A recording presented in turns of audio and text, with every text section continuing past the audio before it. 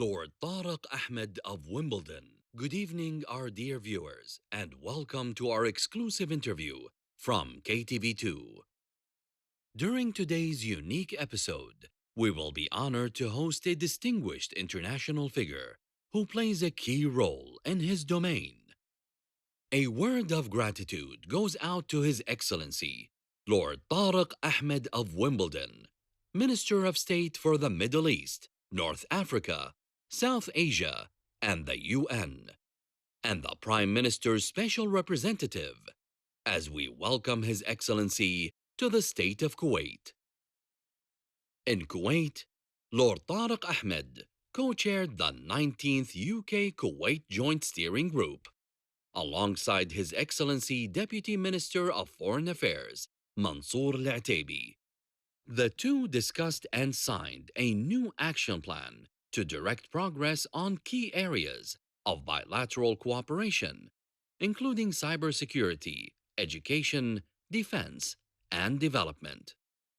Lord Tariq Ahmed of Wimbledon also met a range of other stakeholders to talk through issues such as countering shared regional and global challenges, how to further strengthen trade and investment ties, and the role of women in Kuwait's future.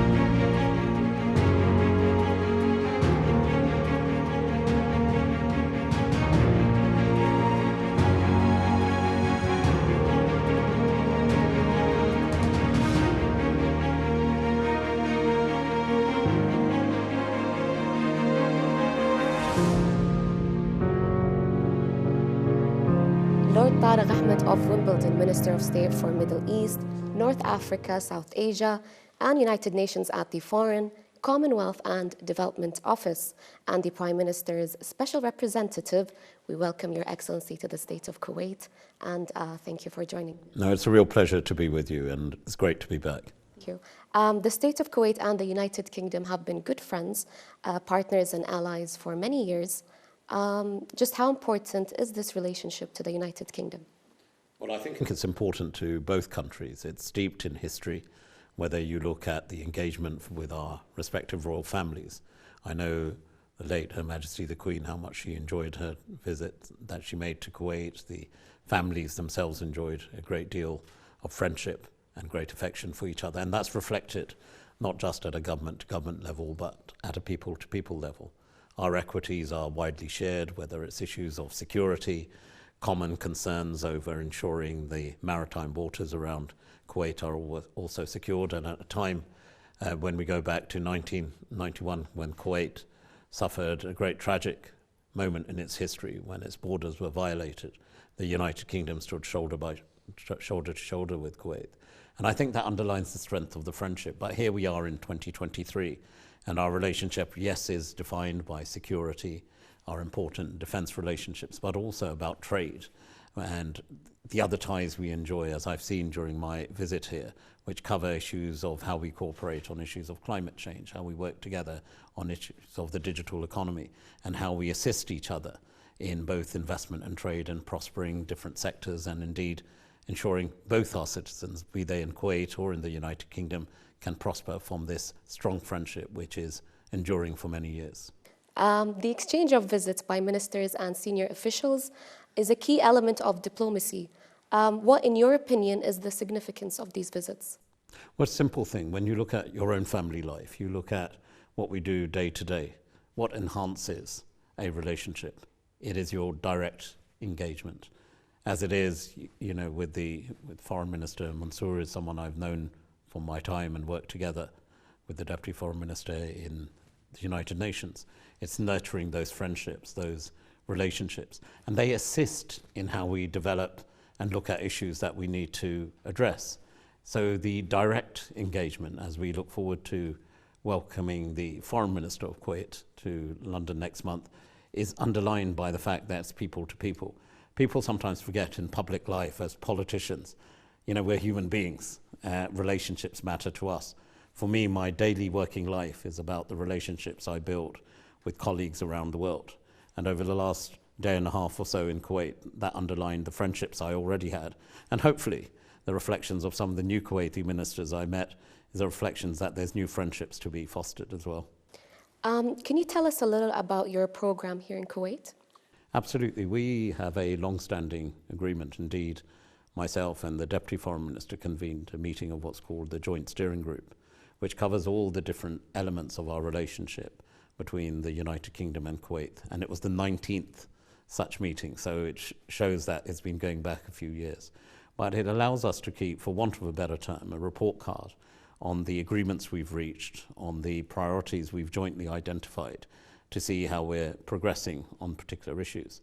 And for example, in the quite comprehensive meetings we've been having over a number of days with officials, which have then been complemented by the coming together and the strategic oversight that myself and the Deputy Foreign Minister provided in ensuring that what was discussed was relayed back to us at ministerial level, and that we established the priorities for the next 6 or 7 months before we have our next meeting to review progress, be it on areas of security, on areas of cyber cooperation, on areas of education and climate change. There's a vast range of areas, but to also ensure that we keep a focus. It's great to meet each other, it's great to have these discussions and share views and ideas, but what this particular structure allows us to do is also ensure that we have focus on our progress that we make and a reporting back and a defining of what we need to do next. Both our countries and the world at large face a number of emerging challenges and threats. How are the United Kingdom and the state of Kuwait collaborating to tackle these? Well, you're quite right. I mean, I am here in Kuwait as we all look at the tragedy which is unfolding not too far from here in both northwest Syria and in Turkey. And in that regard, it's a great tribute and testament to the people of the United Kingdom, how they've come forth in terms of their generosity. But what I've seen is the incredible support right here in Kuwait. We've already, in a matter of days, saw over $60 million being quickly assembled, or close to 70 million, as I was learning today, coupled with the government's contribution, $100 million, stood up by the people and the government of Kuwait to help those who have suffered the most tragic element overnight. People were sleeping in their homes and they suffered incredibly. And the same from the United Kingdom. We set up an appeal through our Disaster and Emergency Committee. The government match funded it by $5 million, and we've seen every day a ticking over. The government immediately announced £8 million of support, some support to the White Helmets group in northwest Syria. But equally, it's important how we as a global community act together on some of the challenges we face. And this is an immediate challenge, which has happened just over recent days. It's a week or so since that tragic earthquake. Yet we've seen both governments in both countries and indeed the people of both countries step up to the mark. As the Minister of State for the MENA region, how do you view Kuwait's humanitarian response towards the victims in southern Turkey and Syria after the recent earthquake? Can't emphasize enough. It's very easy to watch these scenes unfold, but let's put it into context. There are people like you and me. There are people like us who have families, everyone who's watching this program. That could have been us. That could have been our family. It could have been our father, our mother, our children, our own relatives and friends. And we must see that common thread of humanity come forth. And that's exactly what we saw from the generosity of ordinary Kuwaitis. But we've seen it, as I said, in the United Kingdom. And it's important. I always say there's great hope in what we do internationally. As the Foreign, Commonwealth and Development Office's Minister of State for the United Nations, can you tell us a little about Kuwait and the United Kingdom's approaches to and collaboration within multilateral fora? Well, my dear friend, the Deputy Foreign Minister, who was with a fair part of the day today, we first met at at the United Nations, and he was then the permanent representative and ambassador. And at that time also we met when Kuwait was serving on the UN Security Council. And how we work together in a multilateral fora such as the UN, as Minister of the UN, I know all too well, is how we identify our common priorities. What are the issues that matter to Kuwait? What are the issues that matter to the United Kingdom? And as long-standing friends and partners, how can we work together in the delivery of not only our own objectives and priorities, but those of our friends and partners as well? What is your vision for further strengthening relations between the United Kingdom and the state of Kuwait throughout 2023 and onwards? Well, I alluded earlier to why I'm here. Part of that was this joint steering group. This identifies the areas of cooperation. We live in a world of digital telecommunications. There's an area where we can come together. Kuwait looks towards the UK and has been an investor in the United Kingdom in key areas of infrastructure.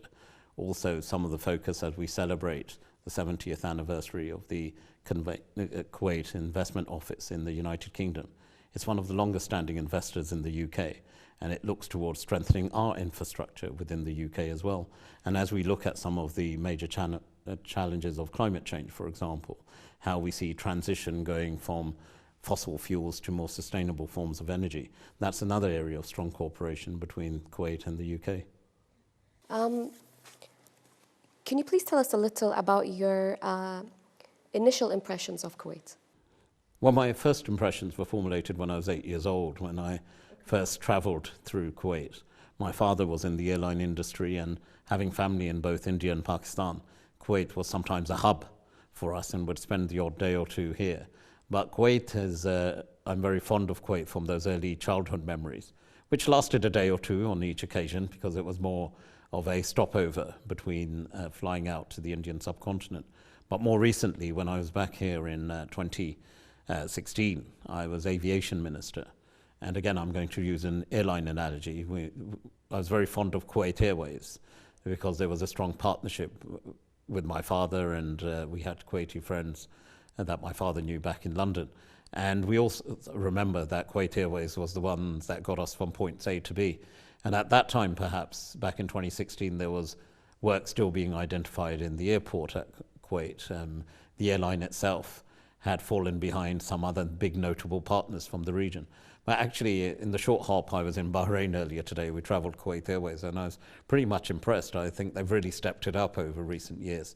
And landing into Kuwait Airport, where you see the new developments, and I've been totally taken by the amount of construction which is going on, not just within Kuwait City, but on the peripheries as well, which demonstrates there's a real intention of expanding the offering that Kuwait has to offer. And the United Kingdom wants to be part and parcel as a friend and a partner to see how best we can assist as well. So perhaps there are future opportunities, for example, in areas of tourism, culture and arts that need to be explored further. And that's for the future as well. Before we let you go, looking ahead to the 32nd anniversary of Kuwait's liberation and 62nd anniversary of its independence, what's your message to Kuwaiti people? Never give up hope. Always stand by your principle. Always keep faith in yourself, faith in your nation, faith in God. Because ultimately, God will help you find your right way through. And that's exactly what we saw in '91, the resilience of Kuwaiti people who never gave up hope. And at that time, when, in the words of a song that I used to know from childhood, when you needed a friend, were you there? Were you there? Well, we were there, and I know Kuwait would stand by us as well. Thank you so much for your time, and thank you so much for joining us. It's an absolute pleasure. Thank you for having me on. Thank you.